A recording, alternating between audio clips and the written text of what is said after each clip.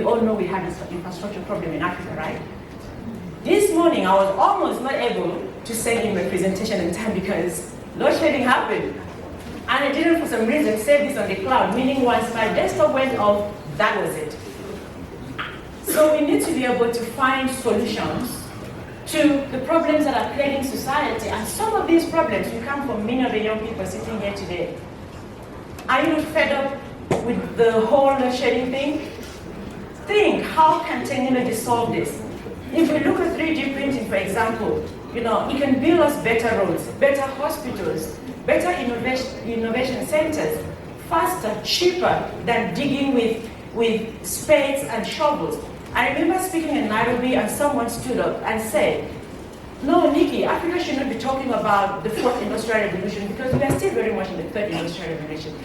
And I was like, you have a point, but this revolution doesn't ask if you're ready before it comes. And once it is here, us as Africa, we don't have many of the legacy technologies that can actually hinder us from moving forward. Meaning that these new technologies gives us a bigger opportunity, better than the Western world, because now we can build things much faster, much cheaper, without having to get rid of legacy technologies that we don't even have access to. So that is an opportunity for Africa. And I want to present to you two South African innovators that inspire me so much. These two young people faced a life-changing situation in their lives, but they created something out of it. As the saying goes, when life throws you lemon, what do? You make lemonade out of it. Neil had tuberculosis, and it was at that time that he realized, oh, this is what is happening. This is how difficult it is to get medication, for people with difficulties collecting medication for people with tuberculosis, And he thought of a solution. How do I do this? And he created Pellet Box Smart Locker. Portia was involved in an accident that left her wheelchair bound. It led her to depression at some point, but as time went on, she was like, how do I solve this problem? In solving the problem for herself, she solved the problem for many, many more people that have disabilities, to the point where more people, if this is adopted, people with disabilities don't have to get off the wheelchair when they are using the restroom. Isn't that amazing? She could have sat there and just be depressed all her life and blaming the world and everything for what happened, but she decided to create this, to turn this problem into something more meaningful. These are a few highlights from my book. I want to ask you today, are you a pioneer of the future? Or you're a prisoner of the past? Or a prisoner of your environment? Or a prisoner of all ideas? Children born to millennials are growing up in a world of smartphones, smart computers, smart TVs, and all of this. You should be able to use all of these resources and create something more meaningful for your life and for the society in which we are living. It is an advantage that I did not grow up having. It is an advantage that many, my parents did not grow up having. So growing up with smartphones, growing up with all these smart things around you, don't let them become smarter than you. Be able to create smart solutions for your immediate environment and solutions that will even scale across the continent, okay? Don't limit yourself only to the classroom. There are people that their whole life is only within the classroom and what they can get from there. Yes, classroom education is certainly needed, but education is no longer confined only to a classroom. Education is also on Google. Education is in your community. Education is happening right now as we're having this conversation. Education can happen when you have a conversation with a good friend.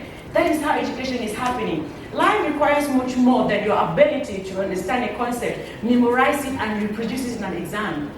The world outside the classroom is completely different, so you need to be able to think outside that box to be able to survive in the future where we are going.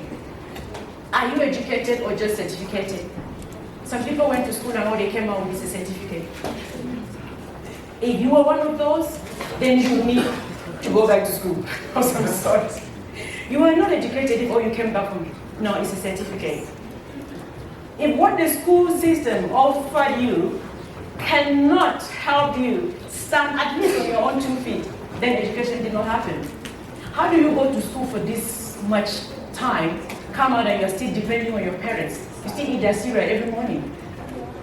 And they spend so much money sending you to school, and you cannot think of a way you can survive on your own. It's quite important for us to start thinking outside of that. Become part of the revolution, okay? You cannot stop the fourth industrial revolution, but you can influence its direction and impact in your life. How do you do that? By focusing more on the opportunities rather than the threats that are happening around. Don't sit back. A lot of people are worried about being replaced by a robot, by a machine. No. The person that will replace you is that person that is leveraging on technology, that person that is learning, that's the person that will replace you. Don't worry about a robot. Worry about the person who is studying, who is evolving, who is having a forward-thinking mindset. That is your competition, not a robot. One important thing as we're closing, choose the type of friends you hang out with. Look at that fruit. That is what happens when you hang out with a bad fruit. It rubs off on you. And before you know it, you're doing things you never would have dreamt in your million years to do. So the company you keep is very important. As a student, be careful who you hang out with. Be careful the type of information you allow people to whisper into your ear. Because the key to attracting quality people is to become a person of quality yourself. Are you a person of quality? Because people around you cannot all be the problem and you're the right person. The reason they're hanging around you is because there's something in you that is pulling them towards you. So be careful the type of friends you keep, okay? And as we conclude, the big question is, what is it going to be? What are you going to choose? You choose to bury your head in the sand, or are you going to take action and empower yourself? Thank you so much for having me.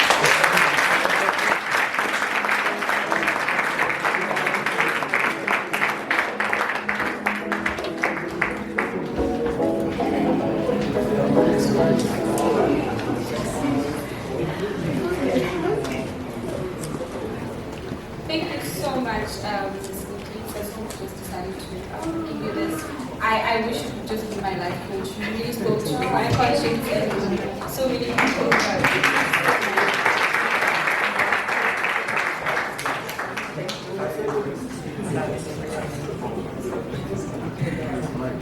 And with that, ladies and gentlemen, concludes the first day of the Sasol Techno X 2020. There's so much more to you. Can you please stay tuned with us during the course of this next upcoming 4 days? So yeah, thank you.